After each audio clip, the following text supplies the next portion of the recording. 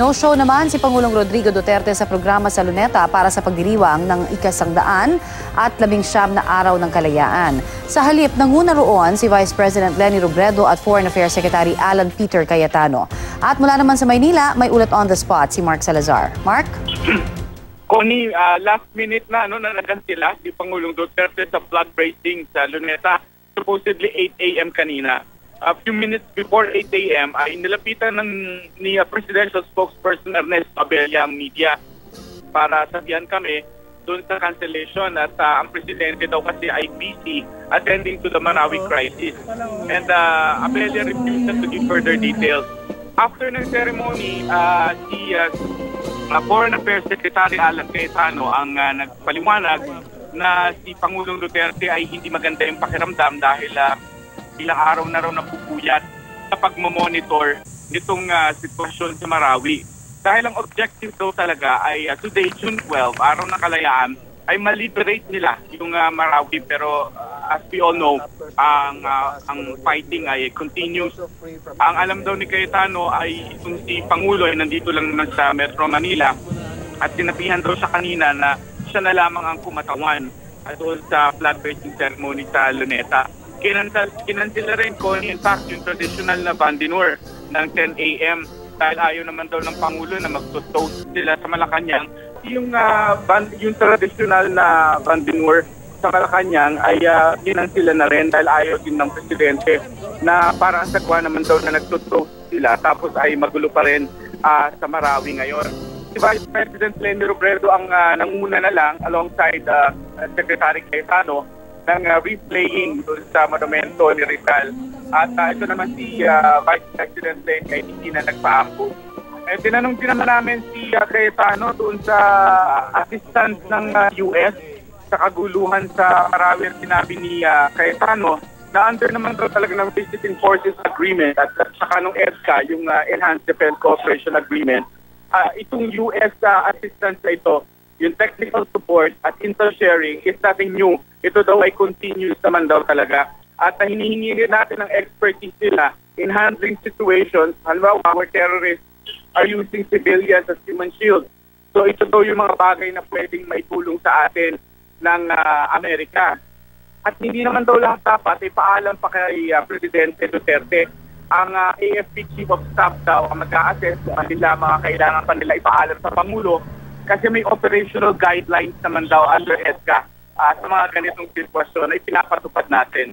Kinausap din namin ko yung Ambassador to the Philippines, US Ambassador to the Philippines, si Sung Kim, at ayaw niyang magbigay ng detalye pero sinabi niya lamang na itong assistance na binibigay nila in technical support ay assistance sa ilalim ng long-standing cooperation between the Philippines and US. Ayaw niya magbigay ng detalye kung halimbawa magpapadala ba ng tropa doon ang Amerika para tumulong sa mismong bakbakan. Basta ang sinabi niya ay yung technical assistance is sure na ibibigay nila. Connie? Yes, Mark, bilang nabanggit mo na rin na nakausap nyo nga rin itong si US Ambassador to the Philippines, Kim, may reaction din ba siya tungkol naman dun sa pahayag ng ating Presidente? Una, doon sa sinasabi niya initially na ang kaaway niya ay hindi naman mga Amerikano kung hindi si Obama.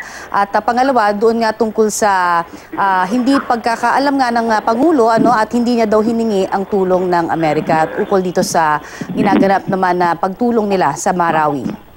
Well, Connie, not about Obama, pero tinanong namin, tinanong ko ay yung reaction ng US Embassy dun sa sinabi ng Pangulo na hindi niya alam na ang US troops ay tumutulong. Ayaw niya nang sagutin ito, sabi niya it's inappropriate, basta sinasabi niya lamang kung anong tulong na ibinibigay ng US forces ay technical support lamang at ito naman daw ay hindi nabago sapagkat ito'y nasa ilalim ng ating long-standing cooperation with the US. Alam mo kasi, Connie, itong si Ambassador Kim kasi ay halos ayaw talagang magpaunlak dapat ng interview.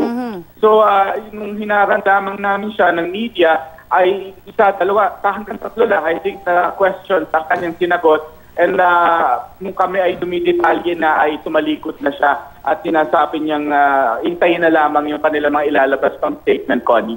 Nakausap din ba natin si VP Robredo, Mark?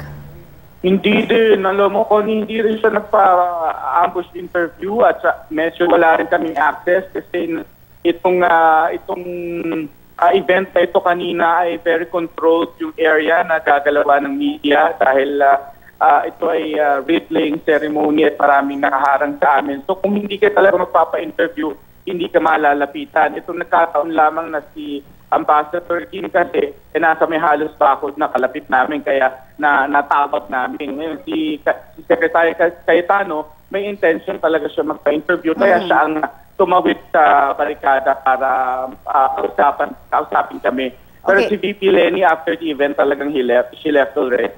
Oo. Yung interview naman natin kay Secretary Cayetano, ukol doon sa hindi pagdalo dito ng ating Pangulo, may nabanggit ba generally okay naman daw ang health ng ating Pangulo, Mark? Ang sabi niya napagod lamang daw, nothing Okay. to worry about.